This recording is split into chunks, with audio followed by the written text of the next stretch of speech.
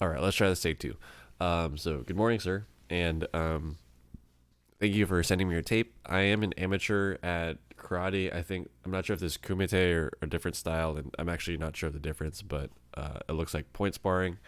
And you referred to your uniform as a gi, not a dobok, so I'm gonna assume it's karate.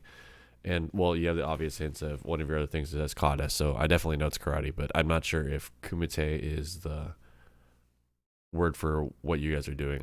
I think that is, but I'm not sure. Anyway, sir, let's get into it. So, first off, the main things I see from you, sir, is that number one, just in general, is there's not necessarily on your hand techniques, but on your leg techniques, you have a lot of quote unquote tells, like tells. So, boxing, taekwondo, I think any combat, any motion before your initial any motion that doesn't directly add into your main attack is not really good, especially if it's unintentional. It's not good if it's unintentional. If it is intentional and you're doing it to change the timing of your technique, that's one thing. But if it's not for that, then then it's giving your opponent like a half second or a couple more milliseconds of reaction time to counter you versus them not having that. So that's just generally not good. And what I mean is, for here, this one, it's not so much in your hand techniques, it's more in your legs. So wait for an example of that. You kind of have a little bit of a stutter step before you go in, and I don't think that's ideal. No, not so much. No, and I think this is where you try and make up some points. So for example, here you place half speed. Oops.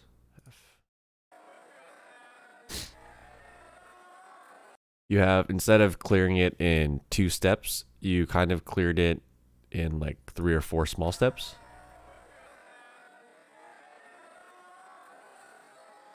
So I'm not sure, in karate it may be a little bit different.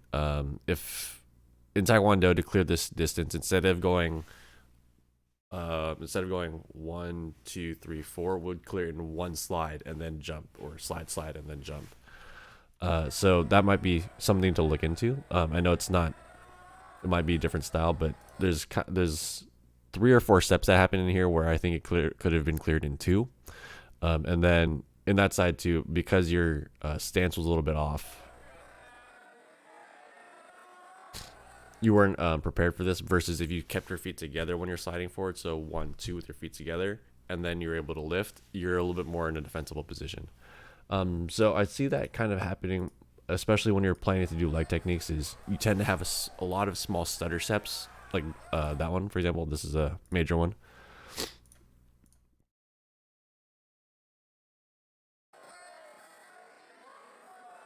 Here, just watch your feet. 1, 2, 3, 4, and then you jump. See, if I were you, sir, I would recommend that when you're doing these techniques, try and do it with as little steps as possible. So if you're gonna do that, 1 step into that, 2 steps into that, instead of 1, 2, 3, 4 into that. So that's the big one. Is I think if you're able to take away these small steps, the amount of time it's going to take you to attack and launch attacks is going to be cut down significantly, and I think that'd be very advantageous for you. The second thing is, I think if you get a little bit more experience, or that if you have a deeper understanding of your distance and a better feel for your opponent's distance, I feel like that would that's another one, same thing, sir, where I think there's too many steps here. And 1, 2, 3. So I think that I'm not really sure if running in like that is effective in kumite. I haven't watched too many professional kumite fights, but I think in my opinion, there's, especially coming from a taekwondo background, I think there's too much of a tell doing that.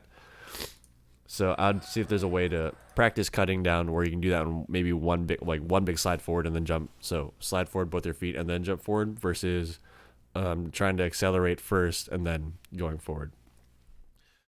Something you may look into in Taekwondo if you want to steal some techniques from Taekwondo and use them here. I mean, all the more power to you for studying a different discipline.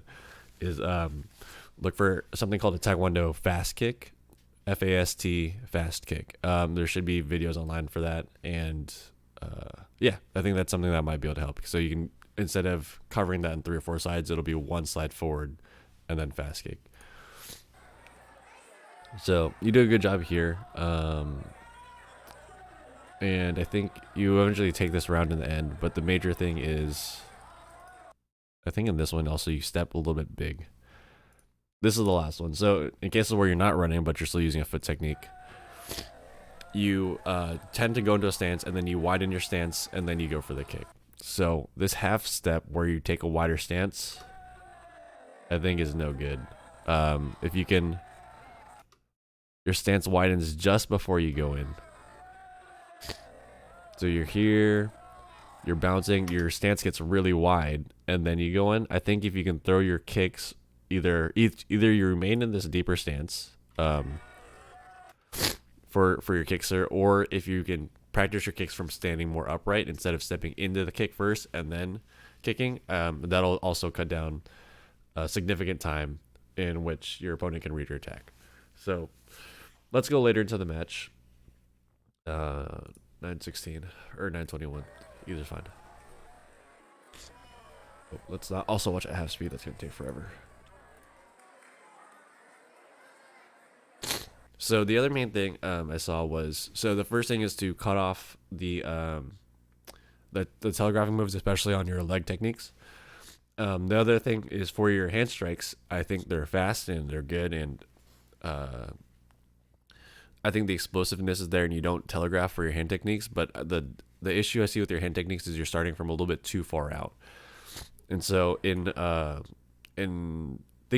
dynamics may be different in Kumite, but in Taekwondo, generally most opponents will stand on the edge of your distance or the edge of your perceived distance, and someone's waking up in my place.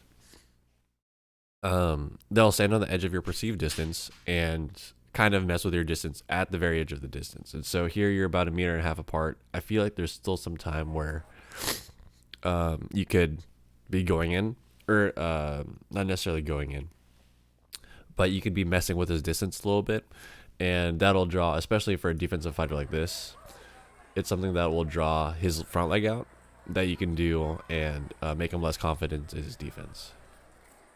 So I was going to say, this is actually a really good fake on your end. I would actually even maybe even do this twice and then back off. So that way he's not sure anymore whether or not you're going to be doing that a lot or not. Or if you do this quite frequently and sometimes back off, then he's never really sure if he has to, if you're really committed to that kick or not. And so it makes him doubt his defense a little bit. And so doing fakes like this, especially, this is what I'm talking about, where you're on the edge of distance, you get him to kick, and then you can fake after, and like, yeah, sure, you got hit here. But I think if you do this more often, not only does he get tired more, but he also doubts his defense a little bit more. And so other parts of the match. Oh, also, so key point. I was gonna say in other parts of the match you're edging around the ring, and he edges towards you, and you're just kind of waiting.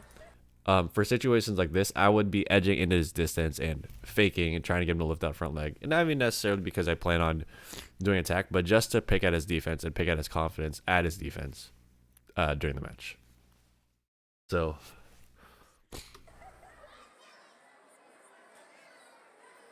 for here, also, you're edging around, you're managing the ring, which is good. This is the situation I'm saying you should be messing with him. Nice job getting your point. And then the last thing is the distance at which you launch your attack, sir, I think is a little bit too far.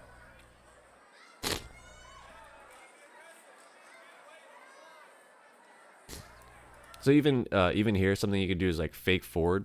Just motion with your body forward, like you're gonna go forward, and then get him to lift his front leg, and then maybe when he thinks you're not really committed and he's not as committed to his defense because he's so sick of you faking at him, then you'd go 100%. Good job faking. Uh, Good, I'm getting that point though, even though he fell over.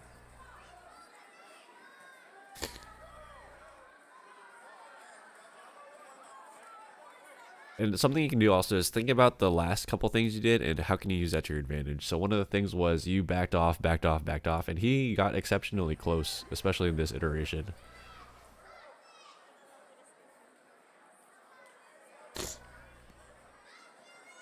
I don't know if you noticed, but you're actually able to. You're getting close. He's getting closer and closer to you, and he actually hasn't even kicked yet. And so I think he's doing that because he's expecting you to go. He's expecting you to retreat, and that stuff you can use to your advantage. So he's still not actually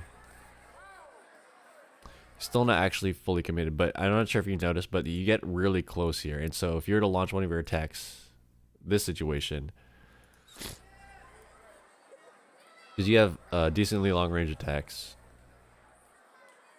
Like here, he actually is getting close. Like that's 2.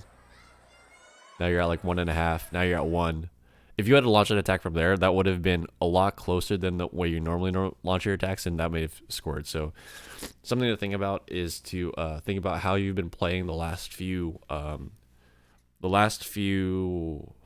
attacks or last few situations. And so if you went backwards or maintained far distance and then launched from a deep distance and then you got super close, that's something you can do to change it up, is think about how did I play the last couple times and how can I use that to my advantage psychologically in the future. So this is one where you fall over, but I think you get some points in here.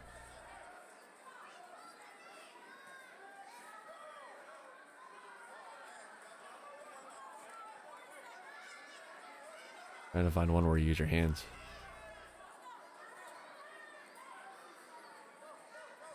No. So now he has to come at you because I think you play a pretty good defense here. I think this is the part where he has to come at you because you're already leading. What I wanted to get at though was some situations where you use your hands. So this one actually is not bad. This one's a good one. I think the distance here is good. You hopped in and you're about a 1 meter. Right before your attack. I think that's pretty good spot and you're able to tag him. I would suggest if you can find situations where you can do that more often, great. From outside of 1 meter though, I wouldn't really do it because there's I think in one of your earlier parts you have a part here where I almost think there's pre-motion, but there's no pre-motions. It's actually you're just going from too far at a distance.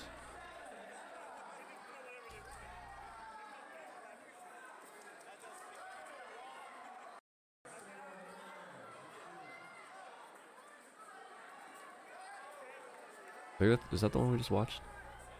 Maybe. I know there's one other one I saw specifically where I broke it down and I was like, oh, where's the pre-motion here? It's not actually pre-motion. It's just you went, in my opinion, a little bit too far from distance. Maybe. No, this is where you defensively kick him.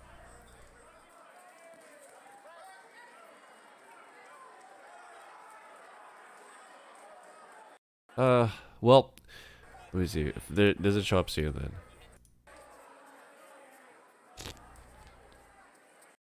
this is another iteration, sir, of your pre-motion. So I'm not sure if you noticed, but you have like a mini step or a couple mini steps right before you kick. You have like your feet go 1, 2, 3 right before you kick, and that's kind of a tell.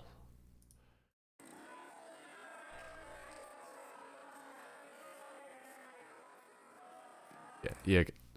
Sorry, your little feet did a stutter step there. If you can get rid of that before your kick, that'd be really good, sir. Cuts down on the offense time. So besides this, though, sir, let's see.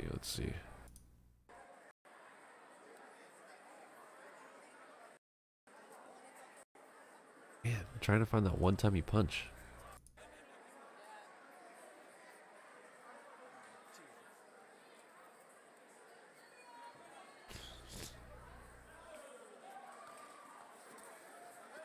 Well, anyway, sir, I'm not sure where it is in your match, but my concern with your punch was that it's you when you launch for your punch, it's good. You have that back foot launch into your front leg, step up into your punch. I forgot if it's front hand or backhand, but I think you're doing it from too far. If you could do that from just the edge of distance, so exactly right here is I'd almost consider safe distance already, where you can slide back and still counter.